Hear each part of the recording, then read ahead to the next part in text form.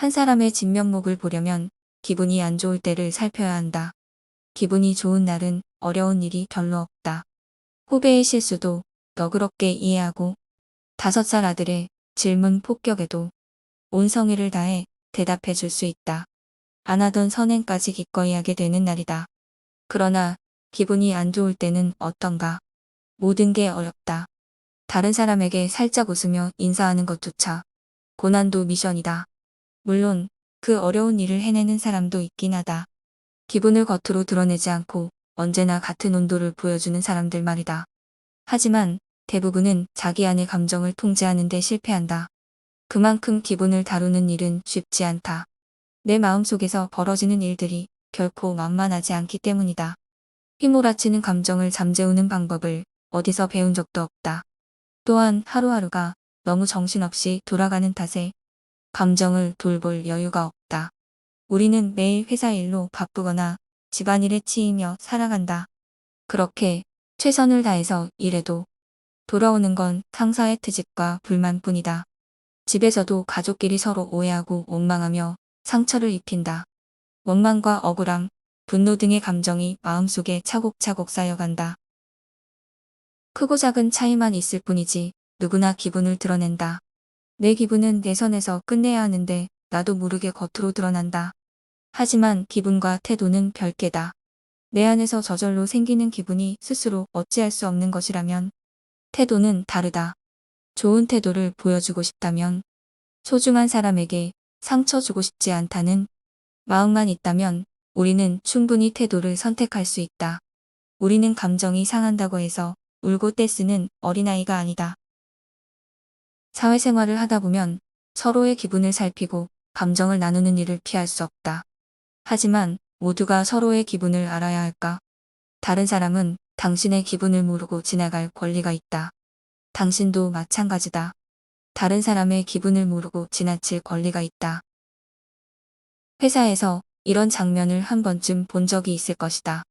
출근 시간이 가까워지면 동료들이 하나둘씩 사무실로 들어온다. 안녕하세요라는 인사가 여기저기서 들려오고 모두들 애써 즐거운 하루를 시작하려는 순간 마지막으로 들어오는 한 사람의 낯빛이 어둡다. 어디서 돈이라도 떼인 사람처럼 나타나서 인사도 안 받고는 자기 자리에 앉아 주위에 아무도 없는 것처럼 행동한다. 방금 전까지만 해도 화기애애하던 사무실 분위기가 순식간에 차가워지고 먹구름이 드리운 것처럼 어두워진다.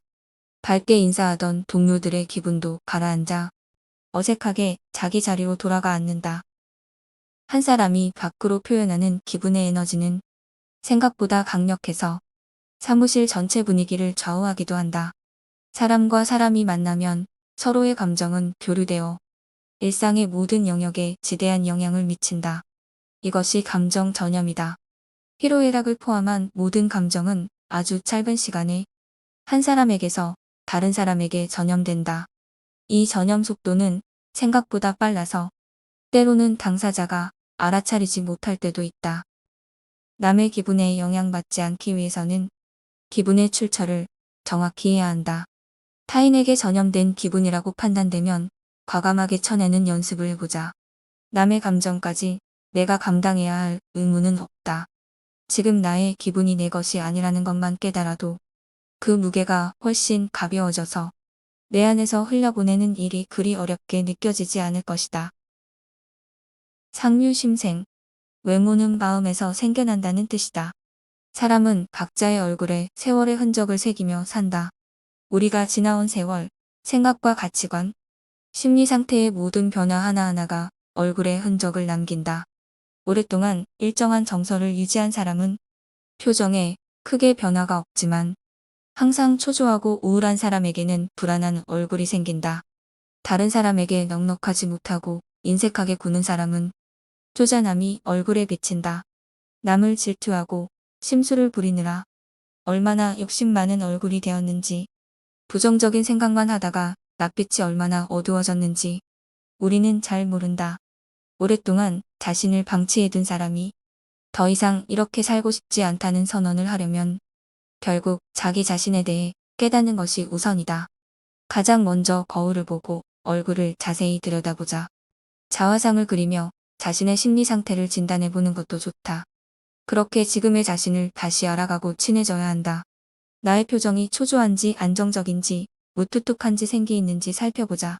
나의 웃음이 자연스럽게 터져나오는 웃음인지, 남의 비위를 맞추다가 억지스러운 웃음이 너무 익숙해진 것은 아닌지도 생각해보자. 그러고는 내가 원하는 모습이 무엇인지를 떠올려보자. 나의 이상적 모습을 닮아가려는 노력들은 결국 나를 그곳에 닿을 수 있도록 만들어줄 것이다.